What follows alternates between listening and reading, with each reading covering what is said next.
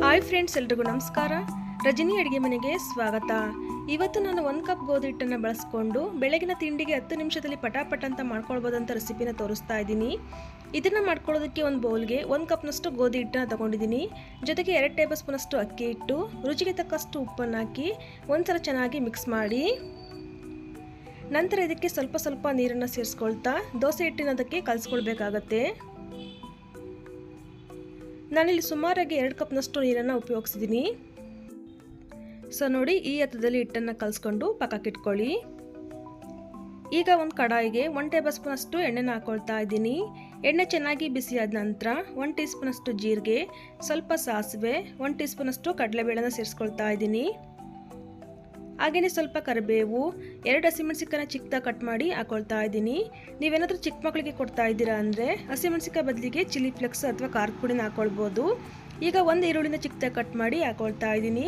ಹಾಗೆ ಒಂದು 1/4 ಟೀ ಸ್ಪೂನಷ್ಟು ಟರ್ಮರಿಕ್ ಪೌಡರ್ನ ಸೇರಿಸ್ಕೊಂಡು ಚೆನ್ನಾಗಿ ಫ್ರೈ ಮಾಡ್ಕೊಳ್ಳಿ.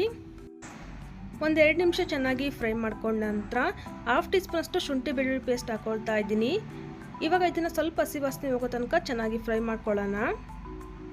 ನಂತರ ಇದಕ್ಕೆ 1 ಟೊಮೊಟೊನ ಚಿಕ್ಕದಾಗಿ ಕಟ್ ಮಾಡಿ ಹಾಕೊಳ್ತಾ ಇದ್ದೀನಿ. ಹಾಗೆ ಸ್ವಲ್ಪ ಉಪ್ಪನ್ನು ಸೇರಿಸ್ಕೊಂಡು ಚೆನ್ನಾಗಿ ಫ್ರೈ ಮಾಡ್ಕೊಳ್ಳಿ. ಹಾಗೆ ಫ್ರೆಂಡ್ಸ್, ಯಾರೆಲ್ಲ ಹೊಸದಾಗಿ ನಮ್ಮ ಚಾನಲ್ ನೋಡ್ತಾ ಇದ್ರೆ ಪ್ಲೀಸ್ ಸಬ್ಸ್ಕ್ರೈಬ್ ಮಾಡಿಕೊಂಡು ಸಪೋರ್ಟ್ ಮಾಡಿ. ಟೊಮೊಟೊನ ಜಾಸ್ತಿ ಫ್ರೈ ಮಾಡೋ ಅವಶ್ಯಕತೆ ಇಲ್ಲ, ಸ್ವಲ್ಪ ಫ್ರೈ ಮಾಡಿಕೊಂಡ್ರೆ ಸಾಕು. ಇವಾಗ ಸ್ಟವನ್ನು ಆಫ್ ಮಾಡಿಕೊಂಡು ನಮ್ಮ ಮೊದಲೇ ಕಲಸಿಟ್ಕೊಂಡಿದ್ವಲ್ಲ ಗೋಧಿ ಹಿಟ್ಟಿಗೆ ಸೇರಿಸ್ಕೊಳ್ಳೋಣ. ಜೊತೆಗೆ ಸ್ವಲ್ಪ ಕೊತ್ತಂಬರಿ ಸೊಪ್ಪನ್ನು ಚಿಕ್ಕದಾಗಿ ಕಟ್ ಮಾಡಿ ಹಾಕೊಳ್ತಾ ಇದ್ದೀನಿ. ಇವಾಗ ಎಲ್ಲದನ್ನು ಸಹ ಚೆನ್ನಾಗಿ ಮಿಕ್ಸ್ ಮಾಡ್ಕೊಳ್ಳಿ. ಬೇಕಾದರೆ ಇದ್ರ ಜೊತೆಗೆ ಕ್ಯಾರೆಟ್, ಕ್ಯಾಪ್ಸಿಕಮ್ ಸಹ ಹಾಕ್ಕೊಳ್ಬೋದು, ಅದು ಕೂಡ ತುಂಬಾ ಚೆನ್ನಾಗಿರುತ್ತೆ. ಸೊ ನೋಡಿ, ಈ ರೀತಿಯಾಗಿ ಹಿಟ್ಟನ್ನು ಹದವಾಗಿ ಕಲಿಸ್ಕೊಳ್ಬೇಕಾಗತ್ತೆ.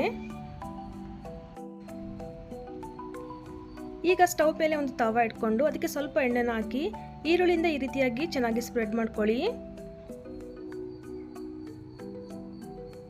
ನಂತರ 1 ಸೌಟಷ್ಟು ಹಿಟ್ಟನ್ನು ತೆಗೆದುಕೊಂಡು ಈ ರೀತಿಯಾಗಿ ಹಾಕ್ಕೊಳ್ಳಿ. ಜಾಸ್ತಿ ಸ್ಪ್ರೆಡ್ ಮಾಡೋದಕ್ಕೆ ಹೋಗಬೇಡಿ. ನೋಡಿ, ಈ ರೀತಿಯಾಗಿ ಲೈಟಾಗಿ ಸ್ಪ್ರೆಡ್ ಮಾಡಿಕೊಂಡ್ರೆ ಸಾಕು. ಮೇಲ್ಗಡೆ ತುಪ್ಪ ಅಥವಾ ಎಣ್ಣೆನ ಹಾಕ್ಕೊಂಡು 2 ಕಡೆ ಸಹ ಚೆನ್ನಾಗಿ ಬೇಯಿಸ್ಕೊಳ್ಳಿ. ಉರಿನ ನೀವು ಲೋ ಟು ಮೀಡಿಯಂ ಫ್ಲೇಮಲ್ಲಿ ಇಟ್ಕೊಂಡು 2 ಕಡೆ ಚೆನ್ನಾಗಿ ಬೇಯಿಸ್ಕೊಳ್ಬೇಕಾಗತ್ತೆ.